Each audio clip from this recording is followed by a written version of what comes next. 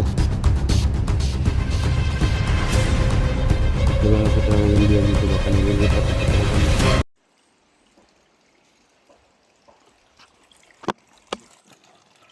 Yan mga idol. May pinuntahan na ako dito. Kasi dito ko nililibing yung bungo na pinakamalaki. Ito yung bungo na pinakamalaki mga idol, yung hinahanap ni Kanonoy sa akin.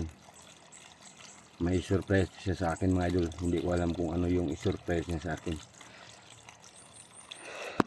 So bakit sinusuot mo yung badan ni ang bungo, no? Bakit hinuhukay niya doon? Kasi alam niya yung bungo, napakamasama talaga yung bungo mga idol. Bakit sinusuot po niya? So yung problema namin mga idol, na sinusuot niya yung bungo, alam niya napakamasama yung bungo. So baka may nakamanman sa akin mga idol, nga palabas na po talaga ako. So kailangan ko makuha yung mga inosenteng bihag ni Kanonoy, no? Para maisauli ko sa may-ari. Kasi hinahanap ako ng mga autoridad mga idol. Kasi kami daw ang dalawang Kanonoy yung may sala sa mga inosenteng dinadamay namin. So hindi pa ako nakauwi sa aking bahay. So maraming nag-chat sa akin nga nasaan na daw ako, pero tingnan nyo, hindi pa ako nakauwi, no? So ako lang sa inyo mga idol, para hindi na maano yung utak ko, sa hindi na kayo magsabi sa akin ng hindi maganda, para hindi na talaga babalik sa pagkamasama yung utak ko. Kasi yung utak natin naaburido talaga yung utak natin ngayon. So ang gagawin nyo sa akin, kailangan kayo, hindi kayo magmano. Ang gagawin nyo, may mayan yung tao nga na ang utak na ano ba, sana makakita kami ng mga kasamaan ko dito mga idol.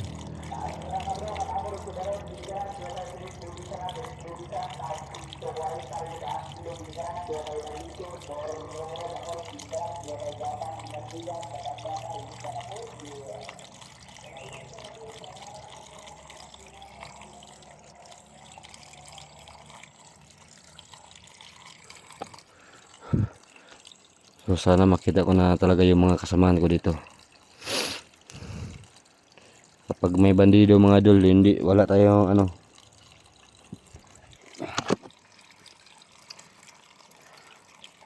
Yun ang pinakamalaki yung problema ko ngayon.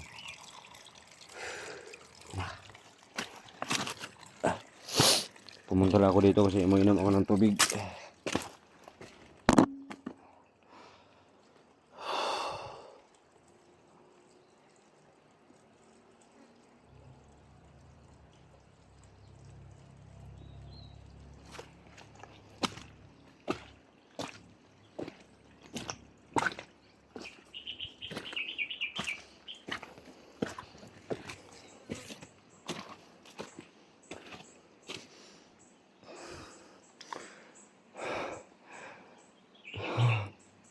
Magtago lang tayo dito sa bundok mga idol, kasi hindi tayo makauwi kasi may nakapulis na nakaabang sa akin.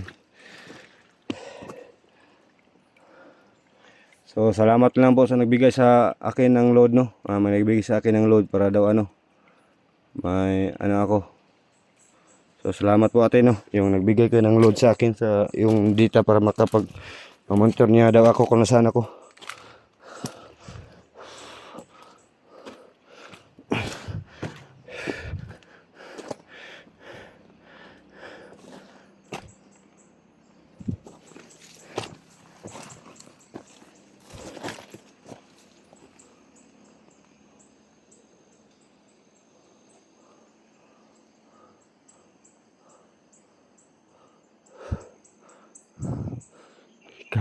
Delikado ang buhay ko ngayon.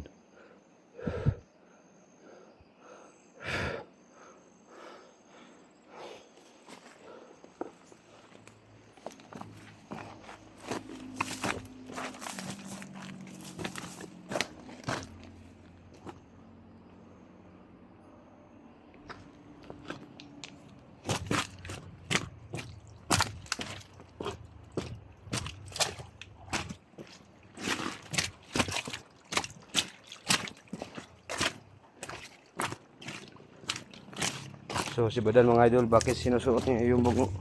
Kasi alam niya ano yung mga idol. Delikado. Ito dumaan.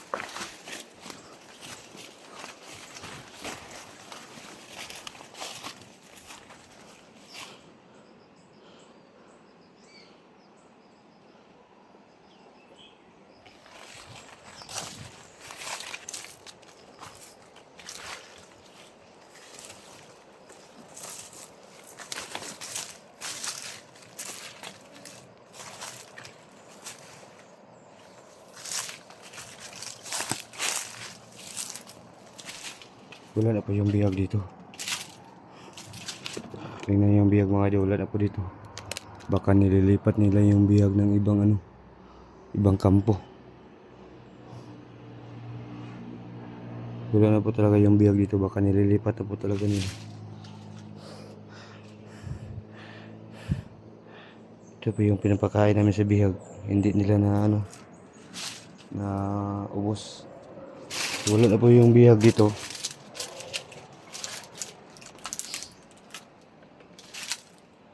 So baka nilipat yung ibang kampo yung mga bihag. So kailangan ko makuha mga idol.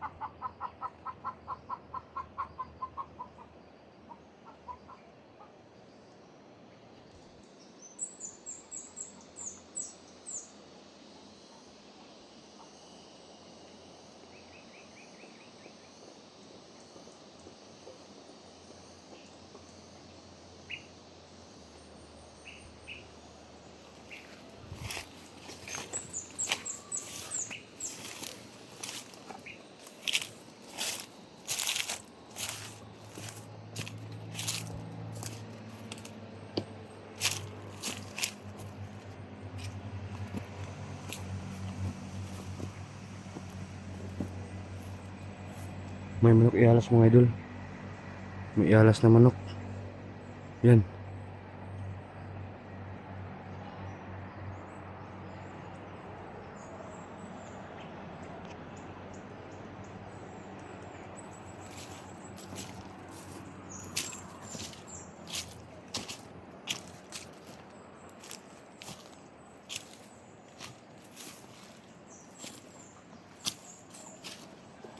May ialas sa mga manok mga idol.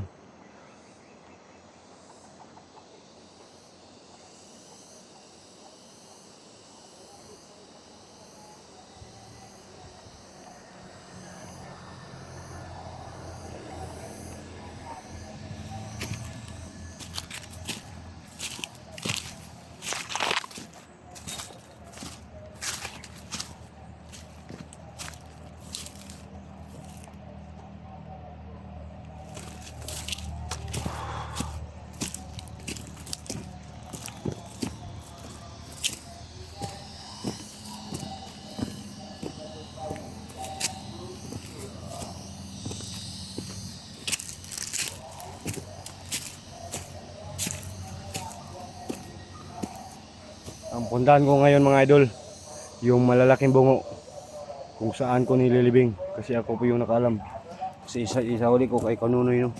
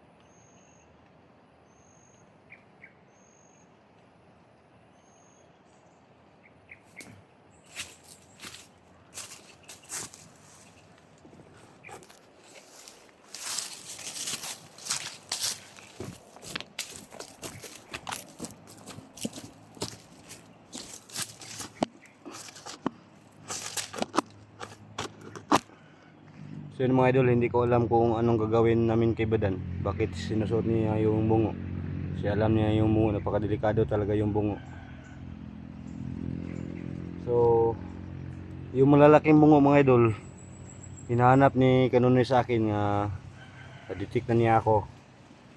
Nga sumanib na ako kumalas ako sa grupo. So ngayon sabi niya sa akin, hinahanap niya sa akin yung malalaking bungo, yung may kunting sungay. So yun ang number 1, napakalakas mga idol. So kunin ko lang, hukayin ko para ibigay ko sa kanya no, hindi ko susuotin kasi alam niyo talaga masama yun. So yun mga idol,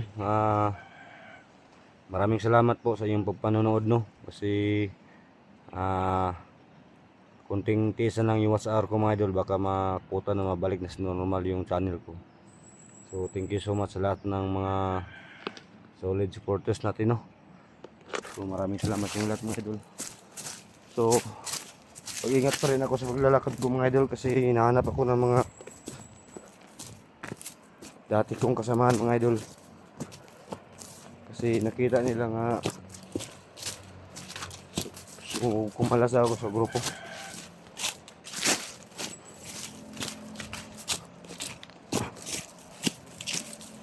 So yung mga bihag itaas mga idol, pupuntahan ko yung mga bihag. Baka ano talaga yun ang hinahanap ng mga spot. So malapit na tayo kasi may boses ng mga aso.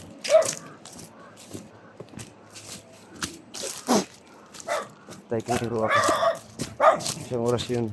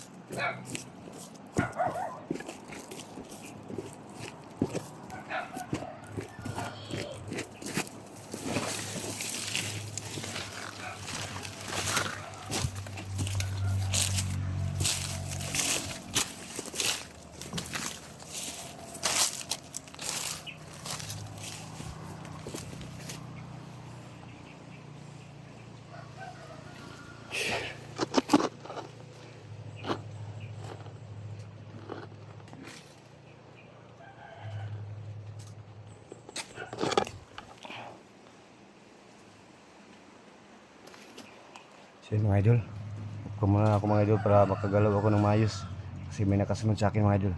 So yun lang.